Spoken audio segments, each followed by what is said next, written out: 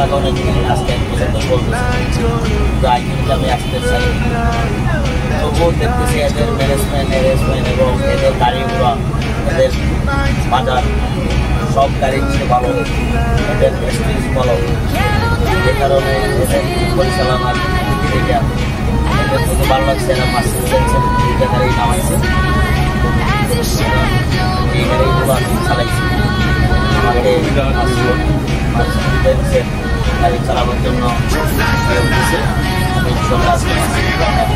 চালাচ্ছি। গাড়িগুলো ভালো আছে, ডিজেল গাড়ি, ঠান্ডা গাড়ি, বড় গাড়ি, মাসের বেতন গাড়ি, মাসের গাড়িগুলো ছাড়া একটু নিয়ম কারণ আছে। এই গাড়িগুলো সেন্সার গাড়ি বলা হয়, সেন্সার ওগুলো কারেন্টের গাড়ি, ওগুলো কারেন্ট এরকমভাবে প্রত্যেক গাড়ি দৌড়াবে, কারেন্ট হওয়ার সময় দিতে হবে।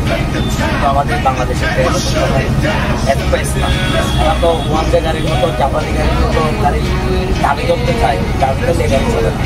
এই গাড়ির সময় দিলে গাড়ি দৌড়াবো। এই গাড়ি যদি পিক আপ করে, বাংলাদেশের কোনো গাড়ি নেই এই গাড়ি ওভারটেক করা।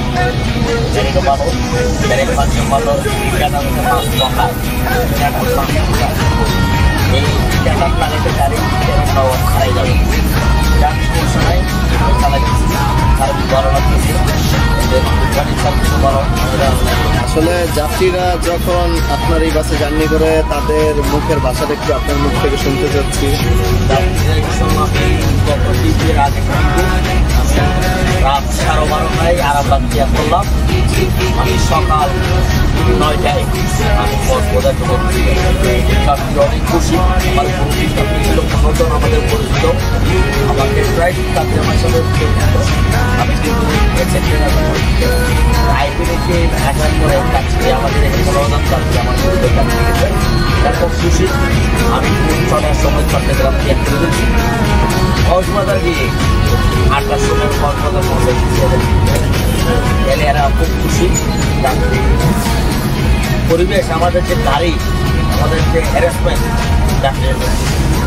তাহলে দর্শক আপনারা তার বক্তব্য থেকে বুঝতে পারলেন যে আইকনিকের সার্ভিস আলহামদুলিল্লাহ ভালোই।